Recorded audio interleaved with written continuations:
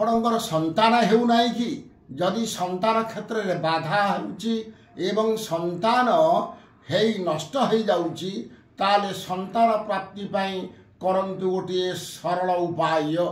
କୌଣସି ମାସ କୃଷ୍ଣପକ୍ଷ ଅଷ୍ଟମୀ ତିଥିରେ ଅର୍ଦ୍ଧରାତ୍ରରେ ଏକ ଉପାୟ କରନ୍ତୁ। ଗୋଟିଏ କାଷ୍ଠ ପିଢ଼ା ରଖନ୍ତୁ, ପିଢ଼ା ଉପରେ ଲାଲ କପଡ଼ା ପକାଇ ଦିଅନ୍ତୁ। ସନ୍ତାନ ଗୋପାଳଙ୍କର ଯନ୍ତ୍ର ପଞ୍ଚାମୃତରେ ଶୋଧନ କରିକି ସ୍ଥାପନ କରନ୍ତୁ।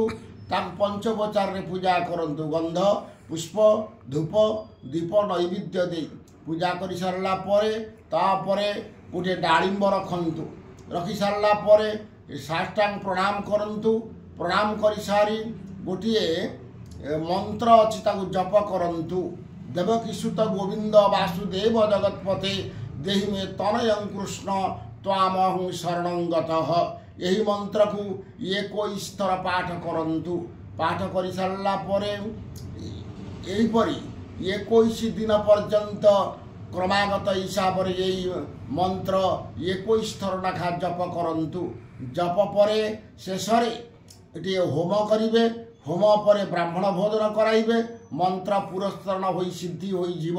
ଏହି ପ୍ରୟୋଗ ଗୌତମୀୟ ତନ୍ତ୍ର ଶାସ୍ତ୍ରରେ ରହିଅଛି। ରହୁଛି। ନମସ୍କାର। ଜୟ ମା କାମାକ୍ଷା।